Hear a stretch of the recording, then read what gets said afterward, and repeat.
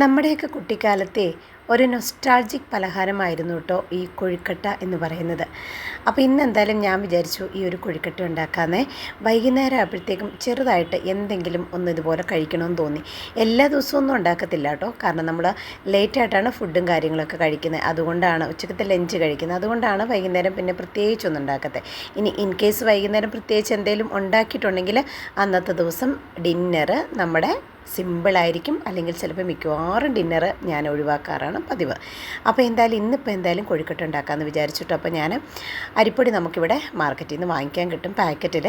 അപ്പോൾ അത് ഞാൻ കുഴച്ച് ചൂടുവെള്ളത്തിൽ കുഴച്ച് ഒന്ന് ജസ്റ്റ് മൂടി വെച്ചു. പിന്നെ നമ്മുടെ ജീരകവും ഏലക്കയും ഒന്ന് ചതച്ചെടുത്തിട്ടുണ്ട് കേട്ടോ.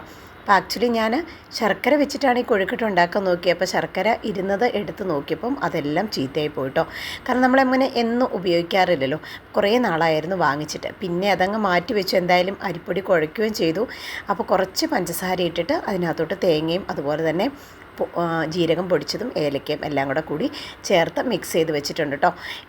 അങ്ങനെ നമ്മുടെ കൊഴുക്കട്ടയൊക്കെ ഞാനിവിടെ ഇതേ രീതിയിൽ ഉരുട്ടിയെടുത്ത് അതിനകത്ത് ഫില്ലിംഗ് ഒക്കെ വെച്ച് റെഡിയാക്കിയിട്ടുണ്ട് കേട്ടോ.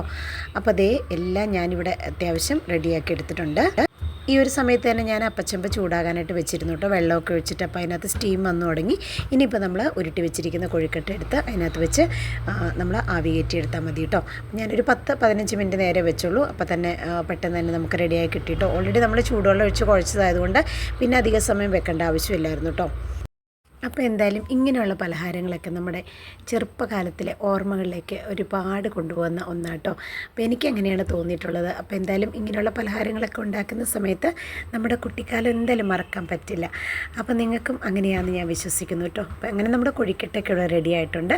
ഇനിയൊരു കട്ടൻ ചായയും കൂടെ ആയാൽ കുശാലായി.